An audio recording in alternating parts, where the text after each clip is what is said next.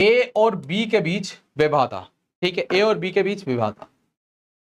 ए कहीं विदेश में रह रहा है, ठीक है, ए कहीं पर विदेश में रह रहा है।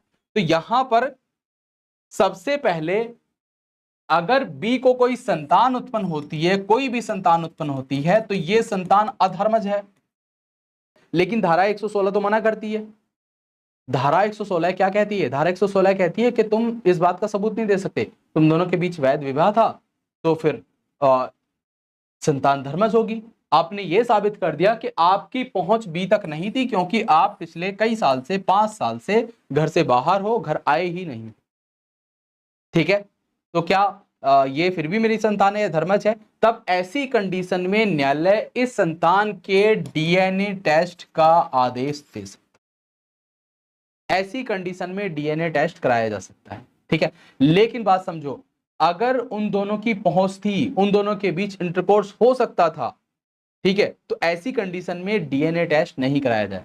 सबसे पहले हमें एक ही बात साबित करनी होगी कि क्या पति की पहुंच उसकी पत्नी तक थी या नहीं थी। अगर उसके पति की पहुंच उसकी पत्नी तक थी तो बात खत्म, कोई टेस्ट नहीं, ठीक है।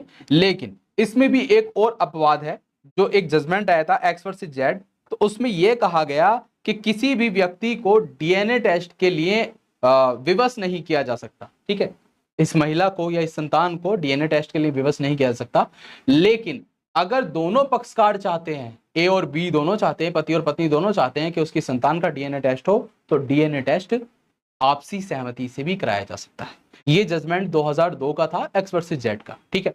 तो ये एक अलग जजमेंट था। डीएनए टेस्ट के लिए पहले तो मना किया गया कि अगर पहुंच का क्वेश्चन नहीं उठ रहा है, अगर वो दोनों साथ रहते थे घर पे, तो डीएनए टेस्ट नहीं होगा, डीएनए टेस्ट का ऑर्डर होगा ही नहीं। अगर वो साथ नहीं रहते थे, दूर रहता था पति, पहुंच का कोई प्रश्न ही नहीं उठता, पहुंच है ही नहीं उसकी, तो ऐसी कंडीशन में डीएनए टेस्ट करके ये देखा जा सकता है क्या वो संतान उसके पति की है या नहीं है। तीसरी कंडीशन ये है कि अगर दोनों ही कंडीशन फॉलो ना हो रही हो, पति साथ रहता हो, फिर भी डीएनए टेस्ट कराना हो, तो उसका सिर्फ एक ही तरीका है, वो है दोनों की आपसी सहमति, ठीक है।